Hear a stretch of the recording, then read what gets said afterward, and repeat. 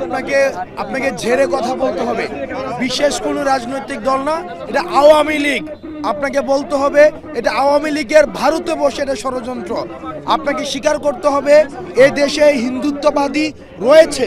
আপনি যদি এই হিন্দুত্ববাদী যে মনোভাবটা, এই উগ্রবাদী মনোভাবটা যদি আপনি স্বীকার করতে না পারেন, তাহলে এই সমস্যাটা সমাধান করা সম্ভব না।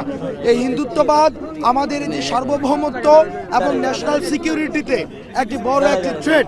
এই কারণে এই যে ঘটনাগুলো ঘটছে, গতকাল সাইফুল ভাইকে নৃশংসভাবে যেভাবে হত্যা করা হয়েছে, সেটি হচ্ছে হিন্দুত্ববাদী উগ্রবাদিতার যে প্রকাশ, এই উগ্রবাদিতার বহিঃপ্রকাশ ঘটেছে।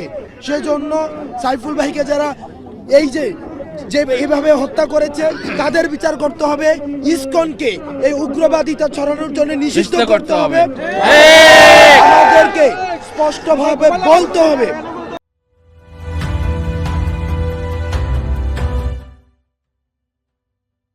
আমাদেরকে স্পষ্টভাবে বলতে হবে এই দেশে ভারতীয় হিন্দুত্ববাদিতা রয়েছে, হিন্দুত্ববাদিতার আগ্রাসন রয়েছে। আমাদের এই সাম্প্রদায়িক সম্প্রীতিকে নষ্ট করার জন্য 5ই আগস্টের পরে আমাদের কোনো ভারতীয় ভাই, কোনো আমাদের হিন্দু ভাই এমন হয় নাই যে তার মন্দির ভাঙা হয়েছে, তার সম্পদ দখল হয়েছে। আমাদের দাড়ি টুপিওয়ালা ভাইরাই এইসব মন্দিরকে পাহারা দিয়েছে। কিন্তু আমরা দেখেছি ভারতে বসে এই যে ষড়যন্ত্র চলছে, এই ষড়যন্ত্রগুলো আমাদের রুখতে হবে এবং ইসকনকে নিষিদ্ধ করতে হবে।